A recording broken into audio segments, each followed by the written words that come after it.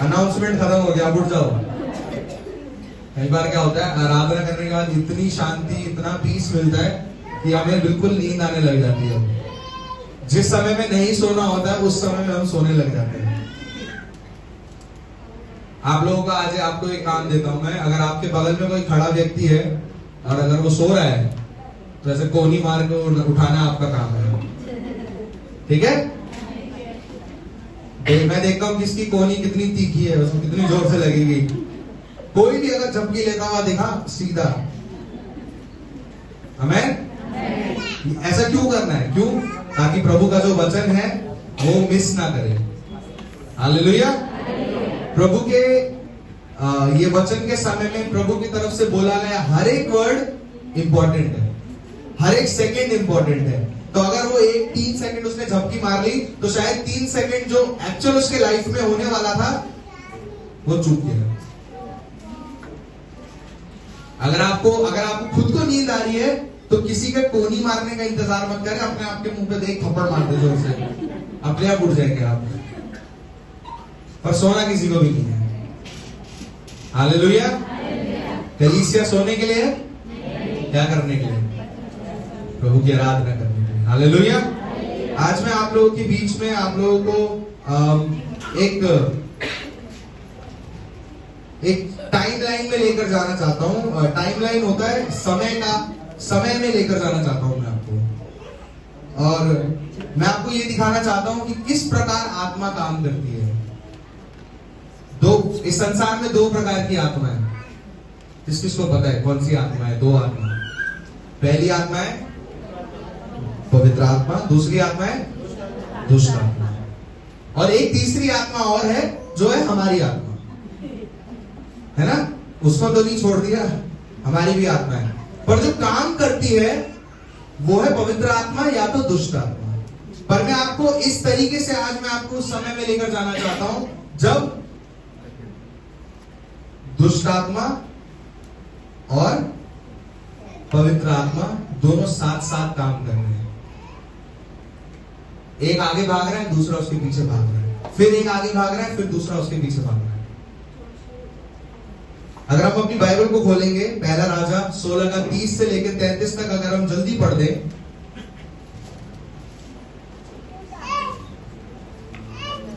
पहला राजा 16 का 30 से लेकर 33 तक। और ओमरी के पुत्र अहाब ने उन सबसे अधिक जो उनसे पहले थे वह कर्म किए जो यहोवा की दृष्टि में बुरे थे। उसने तो नबात के पुत्र यरोबाम के पापों में चलना हल्की सी बात जानकर सिदोनियों के राजा इस्बाल की बेटी येजबेल से विवाह करके बाल देवता की उपासना की और उसको दंडवत दिया। उसने बाल का एक भवन शोमरोन में बनाकर उसने बाल की एक वेदी बनाई, और अहाब ने एक अशेरा भी बनाया, वरन उसने उन सब इजरायली राजाओं से बढ़कर जो उससे पहले थे इजराइल के परमेश्वर यहोवा को क्रोध दिलाने के काम किए। आमीन। प्रभु के वचन पढ़े जाने और सुने जाने में आपको आशीष मिले। मैं आपको इसका एक छोटा सा बैकग्राउंड देना चाहता हूँ। ये जो अभी हमने पढ़ा, कितने लोगों को समझ नहीं आया होगा, कितने लोगों के लिए पहली बार होगा, क्या है ये, क्यों पढ़ दिया। मैं आपको थोड़ा सा बैकग्राउंड देना चाहता हूँ। पुराने नियम में एक समय आता है जहां पर एक स्त्री येजिबेल बोल के आती है। क्या नाम है उसका? येजिबेल। और येजिबेल ने राजा आहाब के साथ शादी करके वो वहां की रानी बन गई। वो स्त्री इतनी ज्यादा कपटी थी, इतनी ज्यादा क्या कह सकते हैं, निर्दयी थी, इतनी ज्यादा शैतानी थी कि लोग राजा आहाब से ज्यादा उससे डरते थे। वो राजा आहाब से कम डरते थे, पर उसकी रानी से वो ज्यादा डरते थे। जब रानी का नाम सुनते थे तो उनके हाथ पैर कांप जाते थे। लोग कहते थे कि राजा आहाब सिर्फ हाथ है पर दिमाग उसकी बीवी है। और वहां पे उसने बाल देवता की आराधना करना शुरू करी। बाल देवता का मंदिर बनवाया। बाल देवता का मूर्ति बनवाया और उसने हर एक को कहा कि तुम इसके आगे दंडवत करोगे, तुम इसके आगे झुकोगे, इसके अलावा तुम्हारा और कोई परमेश्वर नहीं है। जो मान गया अच्छी बात है, जो नहीं माना वो उसका सर धड़ से अलग कर देते हैं।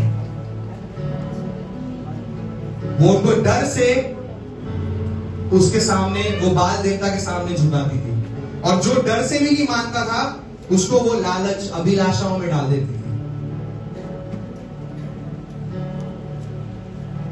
प्रियो, आपको ये समझना जरूरी है कि आत्मा किस प्रकार काम करती है।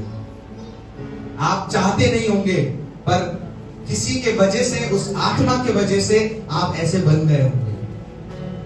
आप ऐसे थे नहीं, आपके अंदर वो कैरेक्टर था नहीं, पर क्योंकि आत्मा इस प्रकार काम करती है कि वो आपके सामने या तो डर लेकर आएगी, अगर आप डर से भी नहीं डरते तो वो आपके सामने अभिलाषाओं को लेकर आता है। क्योंकि दुष्ट बहुत चालाक है प्रियो। हम सोचते हैं हम चालाक है, हम सोचते हैं हम स्मार्ट हैं, हम सोचते हैं हमें कोई बेवकूफ नहीं बना सकता, पर हम ये भूल जाते हैं कि हम ऑलरेडी बेवकूफ बन चुके हैं। जब हमारे दिमाग में ये सोच आ जाता है, उसी समय शैतान ने हमें पकड़ लिया है।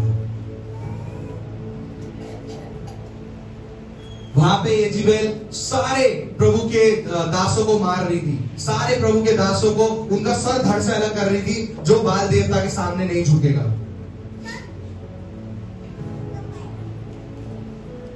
और इन सब समय के बीच में, ये सब डर के बीच में, ये सब घबराहट के बीच में, ये सब तूफान के समय के बीच में, बाइबल हमें एक ऐसे प्रभु के महान दास के बारे में बताता है जो जिस समय उसकी एंट्री होती है।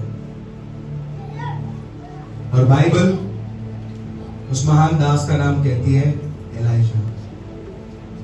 हालेलुया।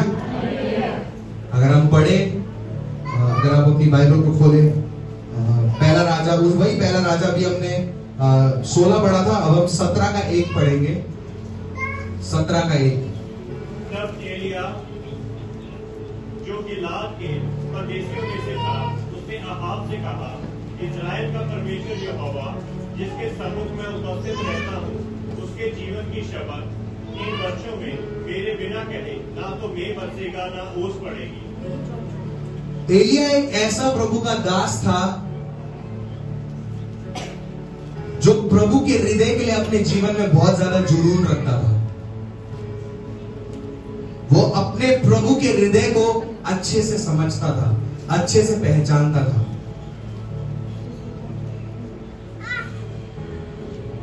एलिया तमतमाता हुआ, झनझनाता हुआ, आंख बबूला होकर आपके सामने आकर क्या बोलता है?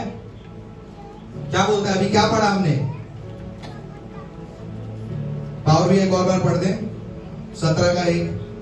तिशबी एलिया जो गिलाद, सब ध्यान से सुनिए, पढ़िए। तिशबी एलिया जो गिलाद के परदेशियों में से था, उसने अहाब से कहा, इजराइल का परमेश्वर यहोवा जिसके सम्मुख में उपस्थित रहता हूँ। बस, इजराइल का परमेश्वर यहोवा जिसके सामने मैं उपस्थित रहता हूं। हालेलुया। इसका मतलब ये नहीं है कि वो सिर्फ संडे को प्रभु के सामने उपस्थित रहता है। वो कहता है मैं हमेशा परमेश्वर के सामने उपस्थित रहता हूं। आमीन। उसके बाद क्या कहा उसने? उसके जीवन की शपथ। किसके जीवन की शपथ?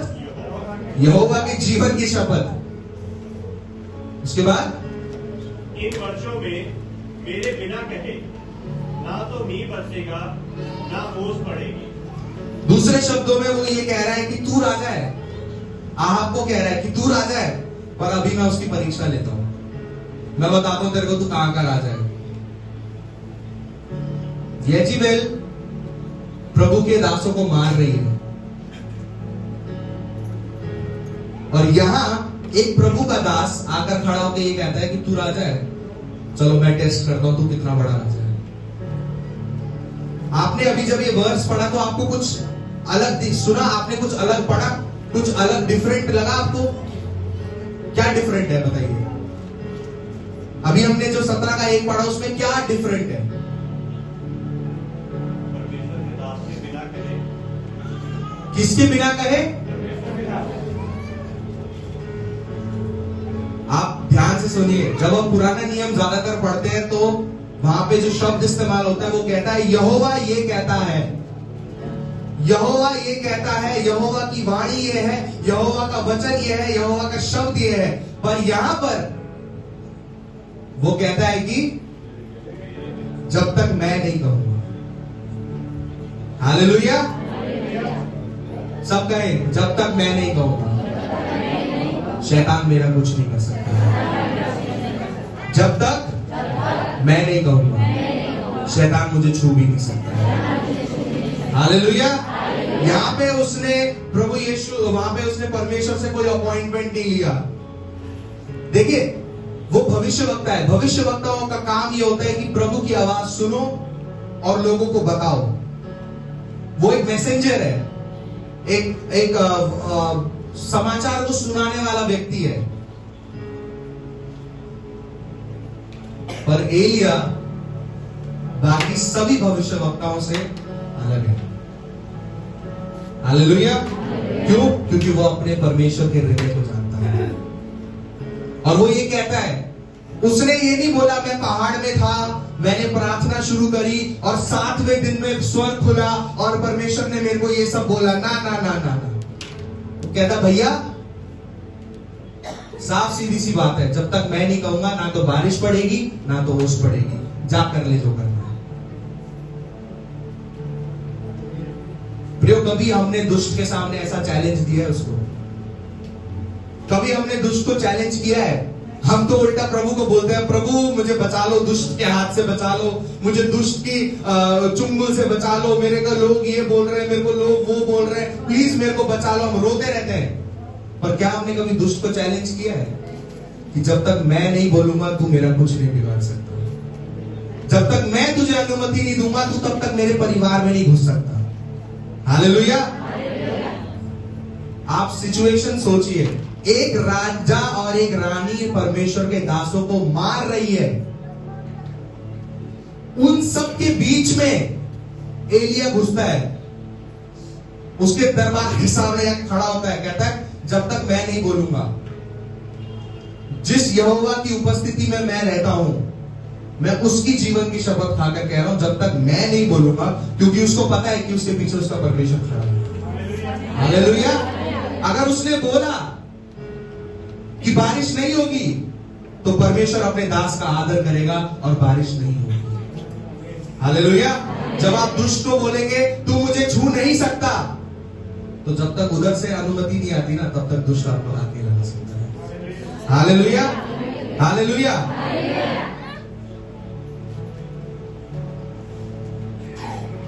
हम अब कई इस वचन को पढ़ के कई सारे लोग ये बोलते हैं कि यार नहीं, एलिया तो झूठा भविष्यवक्ता है, ऐसा कैसे हो सकता है, उसने प्रभु को महिमा नहीं दी, उसने कैसे इतना ईगो में आके बोल दिया जब तक मैं नहीं कहूंगा। हम मसीहों को अच्छी करेक्ट बातें बोलना पसंद है, पर एलिया को इन सब चीजों से फर्क नहीं पड़ता। उसको ये फर्क नहीं पड़ता कि आप कितने लोग उसे बैठ के जज कर रहे हैं, उसको ये फर्क नहीं पड़ता कि उस दरबार में कितने लोगों ने उसको जज किया, उसको ये फर्क नहीं पड़ता कि बाकी भविष्यवक्ताओं ने एलिया के बारे में क्या सोचा, पर उसको ये पता था कि परमेश्वर मेरे साथ है। हालेलुया। हालेलुया।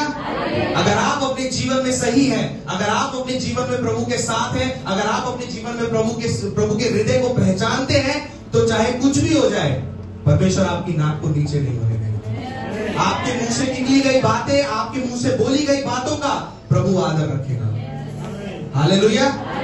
आज के बाद प्रभु से विनती करना छोड़ो कि प्रभु मुझे दुष्ट के हाथ से बचाओ, उल्टा दुष्ट को चैलेंज करो कि तू मुझे छू नहीं सकता है, तू मेरा कुछ नहीं बिगाड़ सकता है। प्रियो, जब हमारे अंदर इस चीज का एटीट्यूड का चेंज आएगा, तब दुष्ट भी बोलेगा अरे यार, ये आदमी कैसे बदल गया इतना ज्यादा, ये तो भीख मांगने वाला आदमी था, प्रभु से बार बार भीख मांगता था, मुझे बचा लो बोल के, आज तो इसने मेरी आंखों में आंखें डाल के मेरे को चैलेंज कर दिया। और प्रियो, दुष्ट आपको पकड़ने की कोशिश करेगा, पर प्रभु अपने स्वर्गदूतों को आज्ञा देगा कि वो आपको हाथों हाथ उठा ले। हालेलुया। शैतान आपको गिराने की कोशिश करेगा, पर उस टाइम भी प्रभु आपकी नाक को नीचे नहीं होने देगा, आपकी नाक को कटने नहीं देगा। हालेलुया। जब हम लोग प्रभु के हृदय को समझते हैं तब एकदम से हम एलिया जैसे बन जाते हैं और हमारी बोली में परिवर्तन आ जाता है। तब हमारा रिक्वेस्ट चेंज होके हमारा निवेदन बदलकर चैलेंज बन जाता है। हालेलुया। तब हम लोग भीख मांगना बंद कर देते हैं, तब हम एलिया की तरह बोलते हैं, जब तक मैं नहीं कहूंगा। एक सोचिए, कॉन्फिडेंट सोचिए, उसके अंदर कितना कॉन्फिडेंस था कि वो राजा के दरबार के अंदर जाकर बोल रहा है, जब तक मैं नहीं बोलूंगा। लोग भी परेशान हो गए होंगे, यार ये तो इंसान ही है। पर आप जानते हैं, बारिश नहीं हुई, ओस नहीं पड़ी, वहां अकाल आ गया, पूरा पानी खत्म हो गया, वहां लोगों की हालत खराब हो गई, क्योंकि एलिया ने यजेबेल के सिस्टम को चैलेंज किया था। हालेलुया। प्रियो, जब आप दुष्ट के सिस्टम को चैलेंज करेंगे तब प्रभु आपके साथ खड़ा रहेगा। प्रॉब्लम आज विश्वासियों के साथ ही है, प्रभु ने हमें सेना बोल के बुलाया है, तुम मेरी प्रजा हो, है ना। अगर हम उसकी प्रजा हैं तो हम लोग उसकी सेना है। सेना भीख मांगते हुए अच्छे नहीं लगती, सेना चैलेंज करने में अच्छी लगती है कि तू मुझे नहीं हरा सकता। हालेलुया। क्या मैं आपको बता सकता हूं कि आत्मा किस प्रकार काम करती है? कितने लोग सुनना चाहते हैं कि आत्मा किस प्रकार काम करती है? बाइबल हमें बताती है कि एलिया की आत्मा समय में ट्रैवल करके आगे गई। एलिया का शरीर पुराने नियम में वो स्वर्ण चला गया, एलिया का शरीर गया, खत्म हो गया, पर एलिया की आत्मा पुराने नियम से निकल के नए नियम में गई। Hallelujah, hallelujah. और बाद में हम लोग जब नया करार पढ़ते हैं, जब न्यू टेस्टामेंट हम पढ़ते हैं, तब वहां पे एक व्यक्ति का नाम हम पढ़ते हैं जिसका नाम है यूहन्ना बपतिस्मा देने वाला। हालेलुया। प्रभु का वचन कहता है यूहन्ना बपतिस्मा देने वाला एलिया की आत्मा में और एलिया की सामर्थ्य में आया था। वो कहता है तुम मानो या ना मानो, पर ये व्यक्ति एलिया है। हालेलुया। कितने लोग नहीं माने, नहीं ये एलिया नहीं हो सकता। पर मेरे पास एक बाइबल है जो रेड लेटर बाइबल बोलते हैं, उसमें प्रभु यीशु मसीह ने ये शब्द बोला है, तुम मानो या ना मानो, ये व्यक्ति एलिया है। कंफर्मेशन हो गया, और किसी की कंफर्मेशन की जरूरत नहीं है, खुद पुत्र ने कंफर्म किया है ये आदमी एलिया है। हालेलुया। आजकल के टाइम पे बहुत सारे स्कॉलर्स, बाइबल के स्कॉलर इस बात पे विवाद कर रहे हैं कि नहीं यूहन्ना बपतिस्मा देने वाला कैसे एलिया हो सकता है, ये हो सकता है, वो हो सकता है। एक पास्टर है जिन्होंने मतलब बहुत क्लियरली बोला है कि ये शब्द तो प्रभु यीशु मसीह ने बोला है, तो अगर प्रभु यीशु मसीह ने ये शब्द बोला है तो तुम ये गलत ठहराने की कोशिश कर रहे हो कि वो गलत है। अगर कोई मनुष्य ने कहा होता, कोई रूलर ने वहां का कहा होता, किसी ने और ने कहा होता तो हम मान नहीं सकते थे, चलो डाउट है, पर ये शब्द प्रभु यीशु मसीह के मुंह से निकले कि तुम मानो या ना मानो, पर ये आदमी एलिया है। हालेलुया। एलिया की आत्मा पुराने नियम से निकल के नए नियम में जाती है। तो यहां पर जब यूहन्ना बपतिस्मा देने वाला नए नियम में हम पढ़ते हैं तो उसके अंदर कितनी आत्माएं हैं? सबसे पहला एलिया की आत्मा। हालेलुया। दूसरी आत्मा पवित्र आत्मा, तीसरी आत्मा उसकी खुद की आत्मा। तो एक व्यक्ति 3 आत्मा से हो सकता है कि नहीं हो सकता? हो सकता है। क्यों? क्योंकि कई सारे लोग इस चीज को सुन के कंफ्यूज हो जाते हैं, यार एक आदमी के अंदर 3 आत्माएं कैसे हो सकती हैं? क्योंकि बाइबल एक कहानी हमें बताती है, अगर आप पढ़ेंगे मरकुस 9 में, मरकुस 5:9 कहता है कि और उसने उससे पूछा कि तेरा नाम क्या है, और उसने कहा कि मेरा नाम सेना है, क्योंकि हम बहुत हैं। तो एक व्यक्ति जो दुष्ट आत्मा से ग्रसित था, उसके अंदर सेना बोल के एक दुष्ट आत्मा थी। सेना का मतलब क्या होता है? 10-12 तो नहीं होंगे, 50 भी नहीं होंगे, 100-200 भी नहीं होंगे। सेना जब हम बोलते हैं तो हम हजारों की तादाद में बात करते हैं।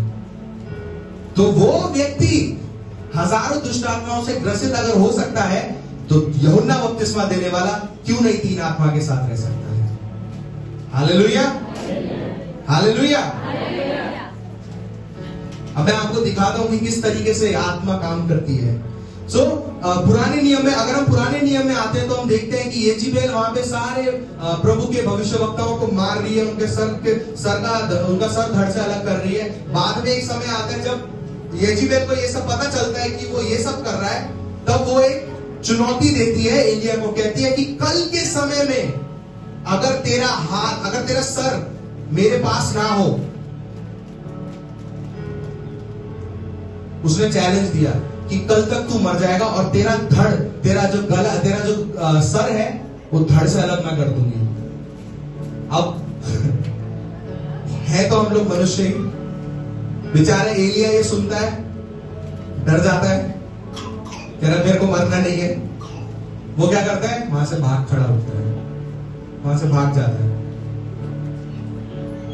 बचाओ बचाओ बोल के परेशान होके पूरा जंगलों की तरफ भाग जाता है।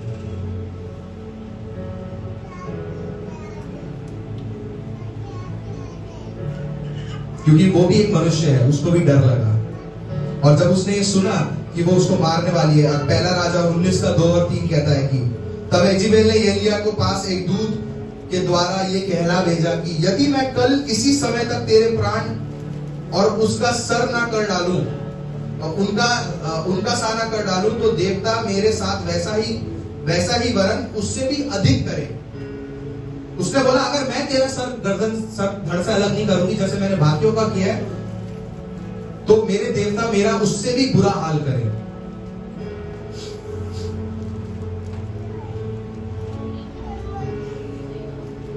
और आप जानते हैं कि बाइबल प्रकाशित वाक्य की पुस्तक क्या बताती है कि 2 ऐसे लोग हैं जो मसीह विरोध का चैलेंज करने आने वाले हैं। पहला कौन है? कितने लोगों को पता है? 2 ऐसे लोग जो फिर दोबारा आने वाले हैं। पहला कौन है? मूसा? नहीं, एलिया। एक एलिया है, दूसरा हनोक जो प्रभु के साथ उठा लिया गया था, जो प्रभु के साथ बात करते करते उठा लिया गया था। उसके बारे में बाइबल में ज्यादा कुछ नहीं लिखा है, पर प्रकाशित वाक्य कहती है कि 2 ये लोग हैं जो फिर दोबारा वापस आने वाले हैं मसीह विरोध वाले को, उनको चैलेंज करने के लिए।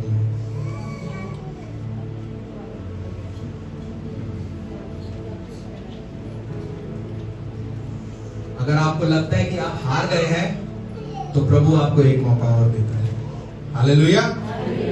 एलिया को लगा उसने कुछ नहीं किया, हानोक को लगा उसने कुछ नहीं किया, प्रभु उनको एक और मौका देने वाला है। इसी प्रकार आपको भी प्रभु एक मौका और देने वाला है। हालेलुया। आपकी गलतियों, आपकी खामियों में दबके मत रहे। आपने गलती करी, बात खत्म, उसके आगे बढ़े,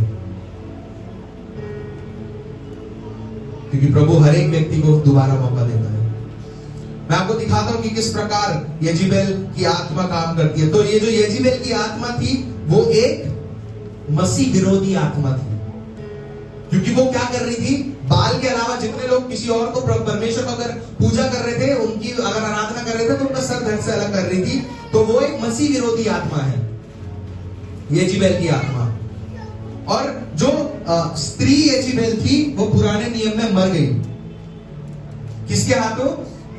एक वॉरियर के हाथों, जिसका नाम जेहू था। जेहू के हाथों येजिबेल की मृत्यु होती है। तो जब उसकी मृत्यु होती है, तो शरीर वही खत्म हो जाता है, पर आत्मा कंटिन्यू होती है। उसकी आत्मा कंटिन्यू होती है। तो जो चैलेंज उसने येजिबेल ने एलिया को किया था कि मैं तेरा सर धड़ से अलग कर दूंगी, अब हम नए करार में आते हैं। नए करार में फास्ट फॉरवर्ड एकदम से हम न्यू टेस्टामेंट में आए। वहां पे यूहन्ना बपतिस्मा देने वाला प्रचार कर रहा है, अपना मन फिराओ, ये करो वो करो। आप अब क्या क्या उसने वर्ड यूज करे, साए सांप के बच्चों अपना मन फिराओ, क्या क्या उसने बोला। वहां वो प्रचार करना शुरू करता है और एलिया की आत्मा में होकर वो प्रचार कर रहा है। जब वो एलिया की आत्मा में होकर प्रचार कर रहा है, आप जानते हैं उसके पीछे कौन भाग रहा है? येजेबेल की आत्मा। मेरे को नहीं लगता आप में से कितने लोगों ने ये स्टोरी पढ़ी होगी, पास्टर को छोड़ के मेरे को नहीं लगता आपको किसी को ये स्टोरी का ध्यान भी है। सब मेरी बात को समझ रहे हैं? एलिया पुराने नियम में एलिया के शरीर में है, नए नियम में एलिया यूहन्ना बपतिस्मा देने वाले के शरीर में है। पुराने नियम में येजेबेल स्त्री के शरीर में है और नए नियम में वो पता है किसके अंदर है? वो राजा हेरोद की बीवी के अंदर है, हेरोदियस के अंदर है। अगर आप अपनी बाइबल खोले मरकुस उसका 6 से लेके उसका 6 का 17 से लेके 24 तक, कोई फटाफट पढ़ दीजिए और सब लोग प्लीज ध्यान से सुनिए इस चीज को, ये बहुत इंटरेस्टिंग है। मरकुस 6 का 17 से लेके 24 तक।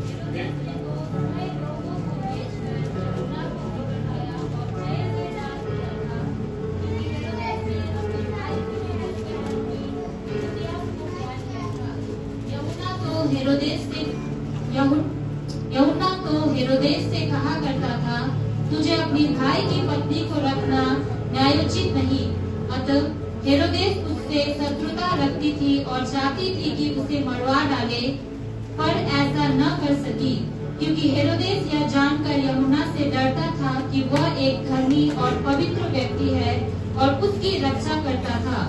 और जब वह उसकी सुनता था तो बहुत ही घबरा जाता था, फिर भी प्रसन्नता से सुना करता था। और उचित अवसर तब आया जब हेरोदेस ने अपने जन्मदिन पर प्रधानों, सेनापतियों और गलील के मुख्य पुरुषों को भोज में आमंत्रित किया।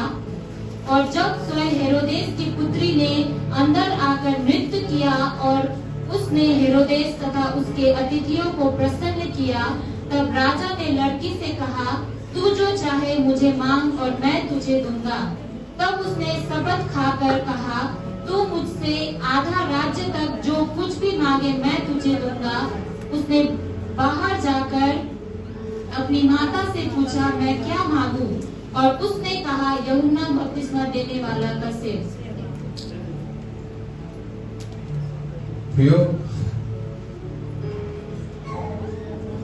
आप जानते हैं कि वो हेरोदियस के अंदर येजेबेल की आत्मा क्यों आई?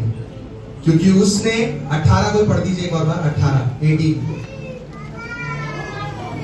से कहा करता था, क्योंकि यूहन्ना ने हेरोदेस से कहा था कि अपनी भाई की पत्नी को रखना उचित नहीं है। राजा हेरोदेस ने अपनी भाई फिलिपुस की पत्नी को अपनी पत्नी बना लिया था और ये बात यूहन्ना ने हेरोदेस को कहा, भाई ये उचित नहीं है। प्रियो, आप अपनी जीवन में ऐसे आपको कई सारे मौके मिलेंगे जब आप सच बोलेंगे तो लोग आपको छोड़ देंगे। ऐसे कई सारे मौके मिलेंगे जब आप सच बोलेंगे तो लोग आपको नापसंद करेंगे। जब आप सच बोलेंगे तो लोग आपको अलग अलग नामों से बुलाएंगे, आपको गाली करेंगे, आपको पसंद नहीं करेंगे। पर प्रियो, अपने इस बिहेवियर को बदलना नहीं है। हालेलुया। यूहन्ना बपतिस्मा देने वाले को बोला कि भाई राजा जी, अपनी भाई की पत्नी को अपने पास मत रखो। उसी समय उस स्त्री के अंदर येजेबेल की आत्मा प्रवेश करती है। आज अगर आपको अपने ही मसीह भाई बहन से प्रॉब्लम है तो आप येजेबेल की आत्मा का शिकार हैं। अगर आज आप लोग अपने मसीह भाई बहन को पसंद नहीं करते तो आपके अंदर येजेबेल की आत्मा घूम रही है। आपको आशीष की जरूरत नहीं है, आपको डिलीवरेंस की जरूरत है, आपको छुटकारे की जरूरत है।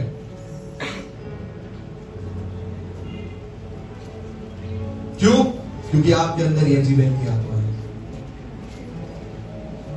और उसी दिन से वो स्त्री राजा हेरोदेस की बीवी यूहन्ना बपतिस्मा देने के वाले के पीछे पड़ जाती है। पर क्योंकि राजा हेरोदेस यूहन्ना बपतिस्मा देने वाले से डरता था।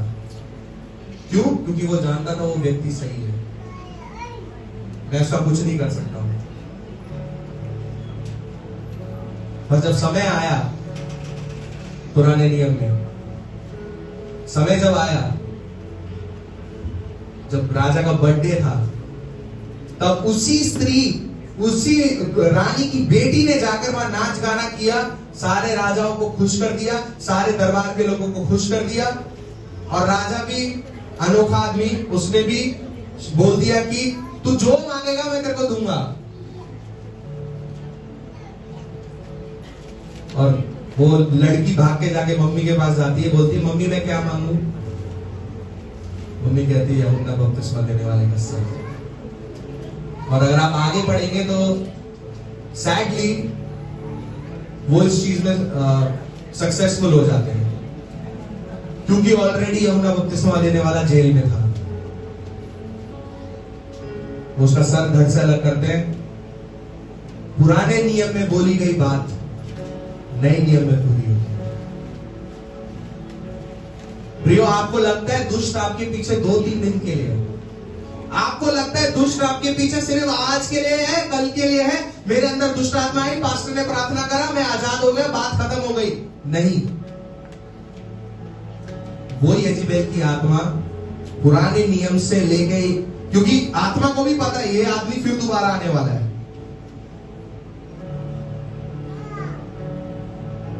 और वो फिर दोबारा आया। जब एलिया फिर दोबारा आया तो यजेबेल भी फिर दोबारा आया।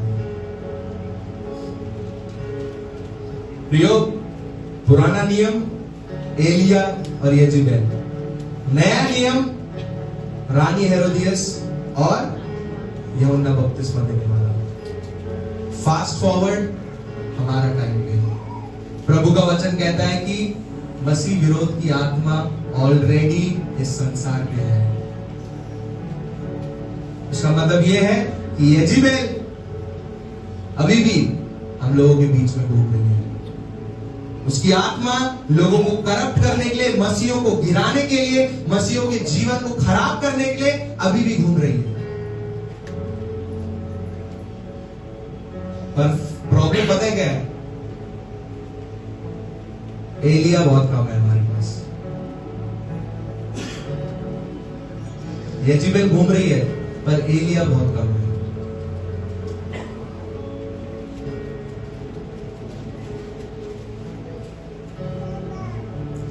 मैं स्टोरी में एक बात में आऊंगा, बट मैं आप लोगों को एक प्रिंसिपल समझाना चाहता हूं कि आत्मा आपका पीछा तब तक नहीं छोड़ती है जब तक वो अपने अंजाम को ना पहुंचा ले,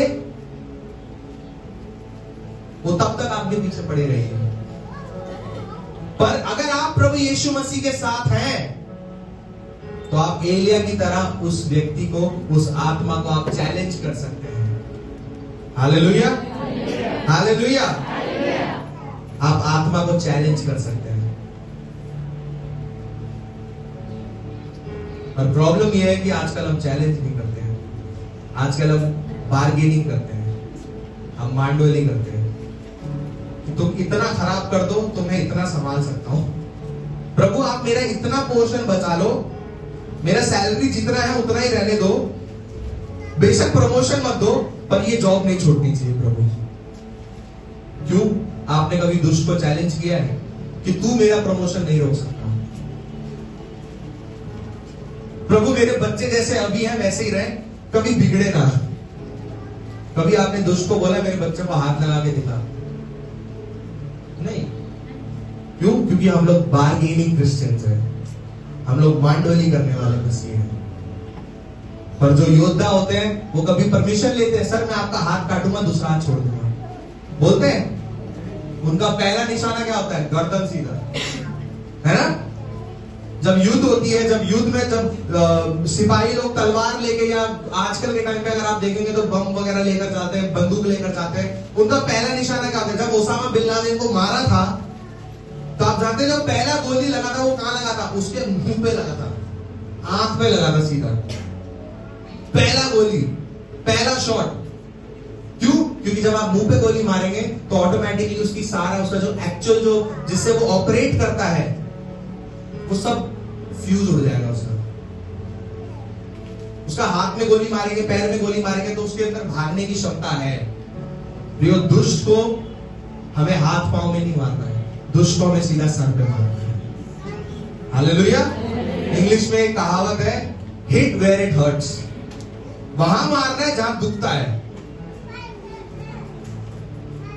उसके साथ मांडवली नहीं खेलनी है। आमेन। मैं आपको एक छोटी सी बात बता के मैं अंत करना चाहता हूं। क्या आप तैयार है सुनने के लिए? yes. अपने पड़ोसी से हाथ मिलाकर कहिए मैं तैयार हूं सुनने के लिए। कहिए आप तैयार हो? yes. आप जानते हैं एलिया के साथ प्रॉब्लम क्या था? एलिया भविष्यवक्ता के साथ प्रॉब्लम यह था कि उसका कोई आत्मिक पिता नहीं था, उसका कोई स्पिरिचुअल फादर नहीं था जो उसको गाइड करे इस संसार में, जो उसको बताए कि तू गलत कर रहा है, जो बताए उसको कि तेरे को जरूरत है मेरी, जो उसको मेंटर करे। एलिया बेचारा ऐसा, उसके पास कोई आत्मिक पिता नहीं था जिसके पास वो जाकर बोले कि ये जीवन पागल हो गई है, मेरा सर काटना चाहती है, मैं क्या करूं।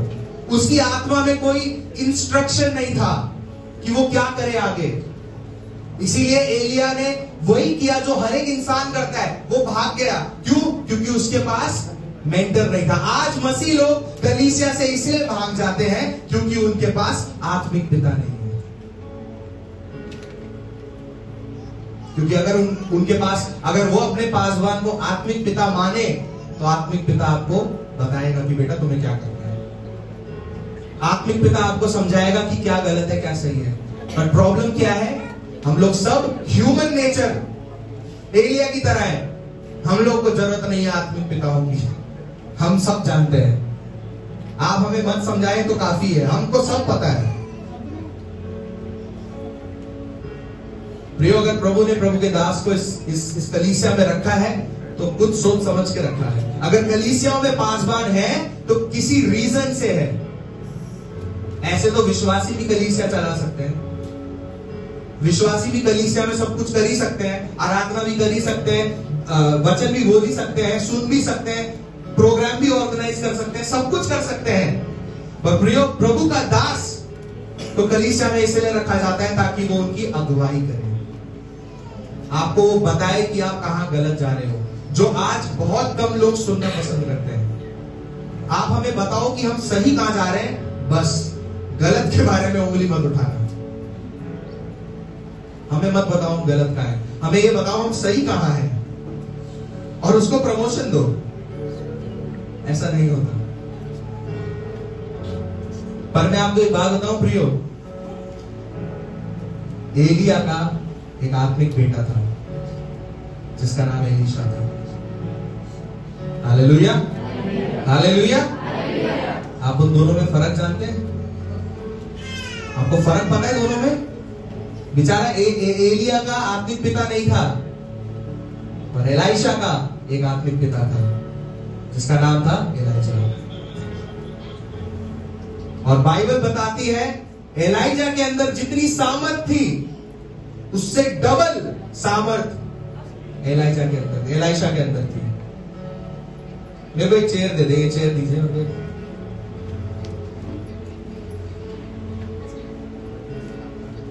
मैं आपको दोनों में फर्क बताता हूं क्या है। जब रानी एजेबेल ने बोला मैं तेरा सर धड़ से अलग कर दूंगा एलीजा को, तो वो उठ खड़ा होकर भाग गया। सबको समझ आ गया? एलीजा भाग गया। क्यों? क्योंकि उसका आत्मिक पिता नहीं था। पर एलीशा का आत्मिक पिता था जो था एलीजा। और जब आहाब के बेटे के अंदर आहाब की आत्मा आई तो उसने एलीशा को कहा, अपने दूत को भेजा और बोला इसको बोल कल, सेम वर्ड्स जो एलीशा को बोले गए थे, सेम वर्ड, कल तक अगर इसका सर धड़ से अलग नहीं होगा, कल तक अगर इसका सर धड़ से अलग नहीं होगा तो इससे भी बुरा मेरा परमेश्वर मेरे साथ करे। अपने दूत को भेजा और एलीशा घर में बैठा हुआ है। हाथ पांव पसार के बैठा हुआ है। आसपास उसके चर्च के एल्डर्स भी हैं, बुजुर्गों के साथ बैठ के बातें चल रही है।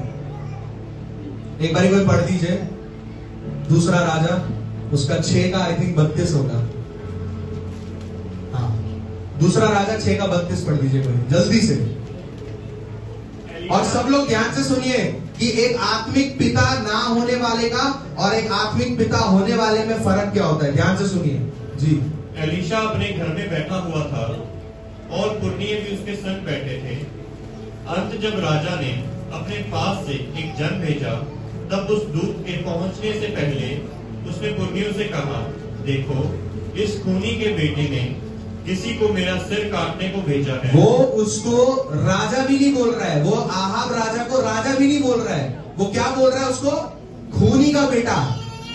किसका बेटा? खूनी। जो व्यक्ति डरा हुआ है वो कभी ये शब्द इस्तेमाल नहीं करेगा, क्योंकि एलीशा को बिल्कुल डर नहीं लग रहा है। यहाँ पे वो पैर पे पैर रख के बैठा हुआ है और वो कह रहा है कि ये खूनी के बेटे ने किसी को भेजा है मेरे को ये बताने के लिए कि वो मेरा सर धड़ से अलग करेगा। उसके बाद देखो इस खूनी के बेटे ने किसी को मेरा सर काटने को भेजा है, इसलिए जब वह दूत आए तब किवाड़ बंद करके रोके रहना। क्या करा उसने? कह रहा जब वो आए, वो जब अंदर आने वाला हो उसके मुंह पे दरवाजा बंद कर देना, उसको बाहर ही खड़े रहने दो। हालेलुया। क्यों? क्योंकि एलिया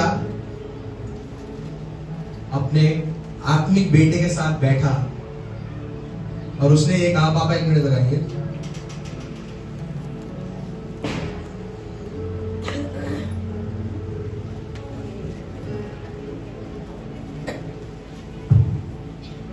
मान लीजिए ये एलिया है और मैं एलीशा हूं। बेटे ने ये कहा, पिताजी ने बेटे से ये कहा, बेटा मेरी मिनिस्ट्री में एक कमी थी, मेरे पास कोई आत्मिक पिता नहीं था, पर येजेबेल की आत्मा,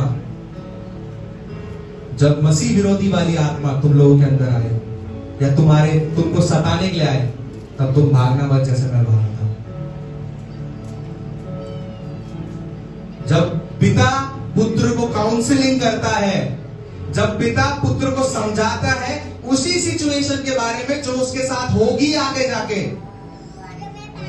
तब पुत्र डरता नहीं है। हालेलुया। तब पुत्र घबराता नहीं है। क्यों? क्योंकि आत्मा में पुत्र को एक इंस्ट्रक्शन मिला है। हालेलुया। आत्मा में पुत्र को ज्ञान मिला है कि ऐसा होने वाला है। आज आपके अगुवेजन ने आपको बताया है आपके जीवन में प्रॉब्लम आने वाली है, आपका काम क्या है? भागना? हाँ, अपने अगुवेजन के पास आना, मेरे को प्रॉब्लम हो रही है, मेरे को दिक्कत है, ये परेशानी है। जीवन ज्योति कलीसिया के हर एक जन अपने ऊपर भरोसा रखने से ज्यादा, अपने रिश्तेदार के ऊपर भरोसा रखने से ज्यादा, अगर वो अगुवेजन के ऊपर भरोसा रखेंगे तो प्रभु आपके जीवन को बदलेगा। हालेलुया। प्रभु आपके जीवन को छुएगा और परिवर्तित करेगा। क्यों? क्योंकि आपके पास एक आत्मिक पिता है। हालेलुया। एलिया डर के भाग गया था, पर एलीशा नहीं डरता। एलीशा बोल रहा है दुश्मन को आने भी दो, मेरे से भिड़ भी जाए, मैं उसकी गर्दन उड़ा दूंगा। हालेलुया। हालेलुया। क्या आप ये जानते हैं कि आपके पीछे किसका हाथ है? क्या आप ये समझते हैं कि आपको कौन संभाले रखता है? क्या आपको इस बात का ज्ञान है कि आप किसके हाथों के तले हैं?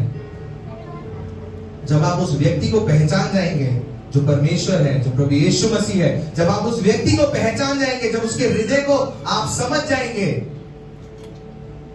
तब येजेबेल की आत्मा आपको परेशान नहीं कर सकती, तब दुष्ट आपको परेशान नहीं करता, तब दुष्ट आपको छू नहीं सकता है। क्यों? क्योंकि आपकी आत्मा में एक इंस्ट्रक्शन है, आपकी आत्मा में एक चेतावनी आपको दी गई है, एक आपकी आत्मा में आपको बातें समझा दी गई है कि ऐसा होने वाला है।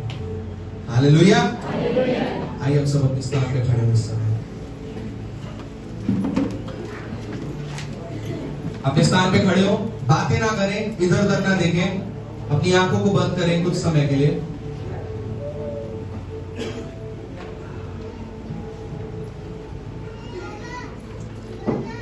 अगर आप में से कोई भी ऐसा व्यक्ति है जो अपने जीवन में डबल पोर्शन अनॉइंटिंग चाहता है, जैसे एलीशा के पास था, उसने एलिया से अपने जीवन में 2 बार आशीष को मांगी, 2 बार सामर्थ को मांगा। अगर आप में से कोई ऐसा है जो इस जीवन ज्योति कलीसिया में अगला एलीशा बनना चाहता है, जो 2 बार सामर्थ के द्वारा प्रभु के काम करना चाहता है, तो मैं चाहता हूं कि आप आगे आए इस समय।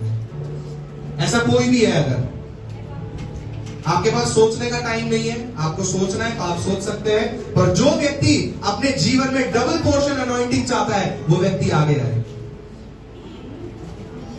जितने लोग पीछे हैं, मैं चाहता हूं आप लोग बात ना करें, पर इन लोगों के लिए आप प्रार्थना करें। जितने भी लोग हैं, अगर आप भी आगे आना चाहते हैं, वो आपका चॉइस है, आप आगे आ सकते हैं।